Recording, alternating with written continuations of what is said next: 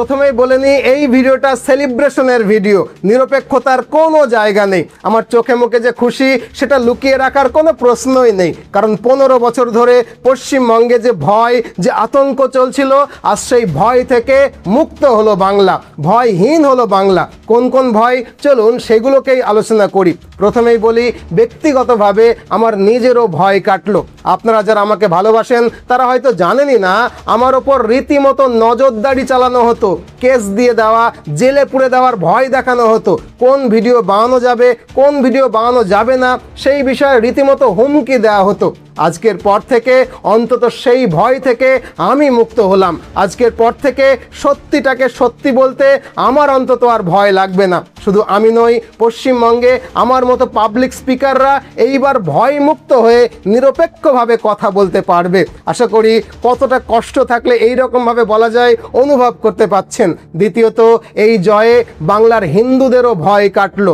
হিন্দুরা নিজেদের মাটিতে যেভাবে ভয়ে ভয়ে বেঁচেছিল, সেই ভয়টা অন্তত কাটলো। ভাবতে পারেন, সন্দেশখালির মতো জায়গায় শেখ শাহজাহানদের মতো নেতাদেরকে তৃণমূল কতটা তোষণ করলে, কতটা প্রশ্রয় দিলে তারা বেছে বেছে হিন্দু মেয়েদেরকে রাতের বেলায় বাড়ি থেকে পিঠে বানানোর নাম করে তুলে নিয়ে যেত। ভাবতে পারেন এই তৃণমূলের আমলে হিন্দু মেয়েদের অবস্থা কতটা শোচনীয় ছিল, কতটা তোষণ করা হতো এই দুধেল গাইদের। ভাবতে পারেন মহরমের জন্য আমাদের দুর্গাপুজোর ভাসানকে রাস্তা বদলাতে হতো। ভাবুন কোন রাজ্যে বাস করছিলাম আমরা। দুধেল গাইরা কতখানি সাহস পেলে মুর্শিদাবাদের মাটি থেকে হিন্দুদেরকে উদ্বাস্তু হতে হয়, মুর্শিদাবাদের মাটি থেকে গঙ্গা পেরিয়ে হিন্দুদের অন্য জেলায় এসে আশ্রয় নিতে হয়। বিজেপির এই জয়ে পশ্চিমবঙ্গের সনাতন হিন্দুরা কিন্তু মুক্ত হয়েছে, ভয় মুক্ত হয়ে পশ্চিমবঙ্গে বাঁচার অধিকার পেয়েছে। আজকের পর থেকে আমি হিন্দু, আমরা হিন্দু, ভারতের মাটিতে, পশ্চিমবঙ্গের মাটিতে দাঁড়িয়ে এই কথাটা বলতে আর কারোর ভয় লাগার কথা নয়, কারণ বাংলা ভয়মুক্ত হয়েছে। শুধু তাই নয়, আজকের পর থেকে কলকাতাকে মিনি পাকিস্তান বানানোর কথা বলার সাহস পাবে না ফিরহাদ হাকিমরা। আমাদের বাংলা ছেড়ে উর্দু বলতে হবে, হিন্দুদের সামনে এই কথা বলার সাহস পাবে না কেউ। হিন্দু হয়ে জন্মানোটা দুর্ভাগ্যের, এই কথাটা এবার কেউ আমাদের সামনে বলে দেখুক। আজকের জয় বাঙালি হিন্দুর ভয়হীন হওয়ার মতো জয়। এবার বাংলার কোনো মুখ্যমন্ত্রী রাত 8টার পর মেয়েদের বাইরে বেরোনো যাবে না বলে ফতোয়া দেবে না। মনে পড়ে রাজ্যে কোনো ধর্ষণের ঘটনা ঘটলে একজন মহিলা মুখ্যমন্ত্রী বলতেন যে শরীর থাকলে নাকি একটু আড্ডু ধর্ষণ হয়, আবার বলতেন ওই মেয়েটার নাকি চরিত্রে দোষ আছে। মনে করতে পাচ্ছেন, আমরা এমন একটা রাজ্যে বাস করছিলাম যেখানে ধর্ষণের পর 10 লাখ টাকা ক্ষতিপূরণ দিয়েই মুখ্যমন্ত্রী হাত ঝেড়ে ফেলতেন। আজ পর্যন্ত কোনো ধর্ষকের বিচার হয়নি এই পশ্চিমবঙ্গে। আর এবারে আমাদের ভাবি মুখ্যমন্ত্রী আগেই বলে রেখেছেন, রাজ্যে ধর্ষণ হলে সকালে জমা নেবেন আর বিকেলবেলা খরচ করে দেবেন। আর তাই এবার থেকে বাংলার মেয়েরাও ভয় মুক্ত হলো। এই জয় বাংলার নারী শক্তির জয়, অভয়ার জয়।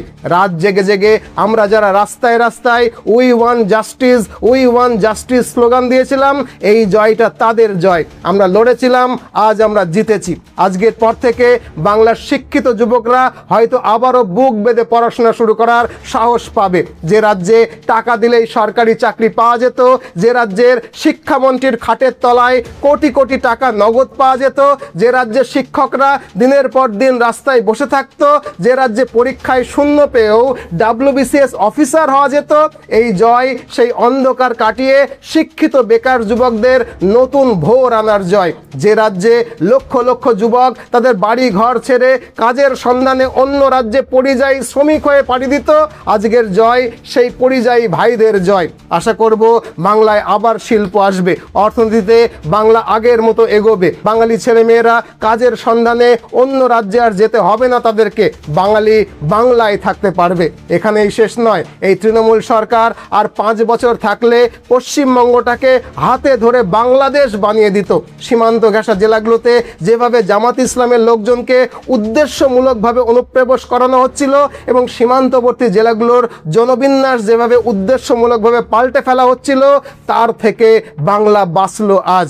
এবার বাংলাদেশের বর্ডারে কাঁটাতার বসবে, বর্ডার দিয়ে রোহিঙ্গা অনুপ্রবেশ বন্ধ হবে, অনুপ্রবেশহীন হবে বাংলা। পশ্চিমবঙ্গ বাংলাদেশ হয়ে যাওয়া থেকে বাঁচবে।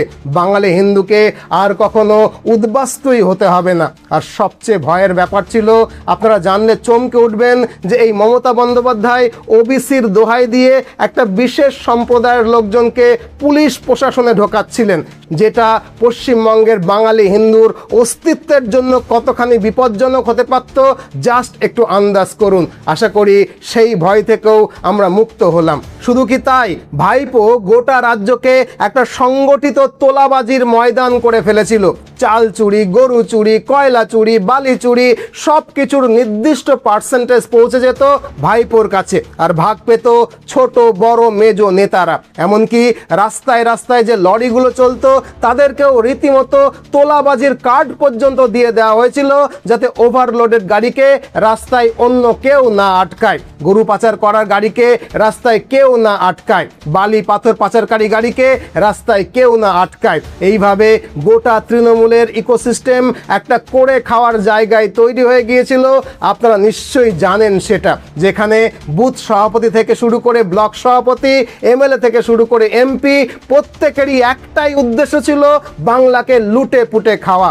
বাংলা এবার সেই লুটে পুটে খাওয়া তৃণমূলী নেতাদের হাত থেকে সত্যি সত্যি মুক্ত হলো। আর সবচেয়ে ভয়ের ব্যাপার, তৃণমূলের আমলে বাংলার প্রতিটা রাস্তার ধার, প্রতিটা ফুটপাতের দোকানগুলো টাকা পয়সা নিয়ে পরিকল্পিতভাবে একটা নির্দিষ্ট সম্প্রদায়ের হাতে তুলে দেওয়া হচ্ছিল।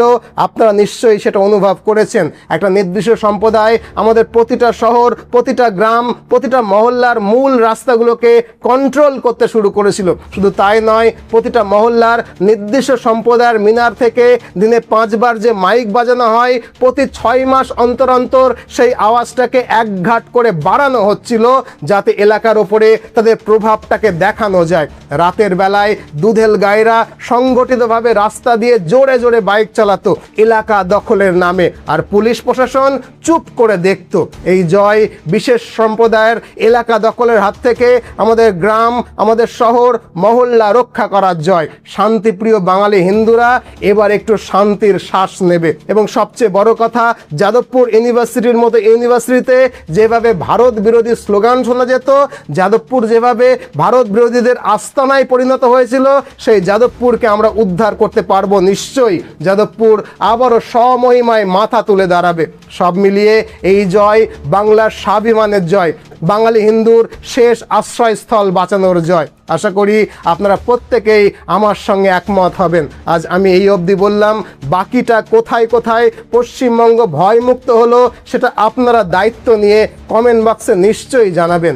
আজ এ পর্যন্তই।